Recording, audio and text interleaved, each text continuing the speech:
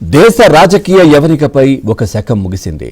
కుదేలైన భారత ఆర్థిక వ్యవస్థను ఆర్థిక మంత్రిగా గాడిలో పెట్టిన సంస్కరణల రూపశిల్పి, ప్రధానిగా ప్రగతి పథంలో పరుగులు తీయించిన ఆర్థికవేత్త ఇక లేరు. మౌనమే భాషగా ఉంటుంటే 2 పర్యాయాలు దేశాన్ని సమర్థంగా పరిపాలించిన రాజనీతిజ్ఞుడు మాజీ ప్రధాని మన్మోహన్ సింగ్ కన్నుమూశారు. గత కొన్ని నెలలుగా వృద్ధాప్య సంబంధిత ఆరోగ్య సమస్యలతో బాధపడుతున్న ఆయన తన నివాసంలో అపస్మారక స్థితికి చేరుకున్నారు. కుటుంబ సభ్యులు ఆయన్ను ఎయిమ్స్కు తరలించారు. ఎమర్జెన్సీ వార్డులో వైద్యులు ఆయనను కాపాడడానికి ఎంతగా ప్రయత్నించినప్పటికీ ఫలితం లేకపోయింది. ఆయన తుది శ్వాస విడిచారని ఎయిమ్స్ ఆసుపత్రి ప్రకటన చేసింది.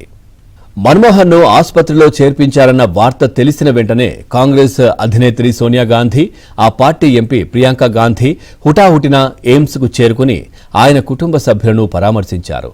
ఆయన గౌరవార్థం పార్టీ వ్యవస్థాపక దినోత్సవం సహా వచ్చే 7 రోజుల పాటు నిర్వహించ తలపెట్టిన అన్ని కార్యక్రమాలను రద్దు చేసుకుంటున్నట్లు కాంగ్రెస్ పార్టీ ప్రకటించింది. మన్మోహన్ సింగ్ పార్థివ దేహాన్ని ఎయిమ్స్ ఆసుపత్రి నుంచి ఆయన నివాసానికి తరలించారు.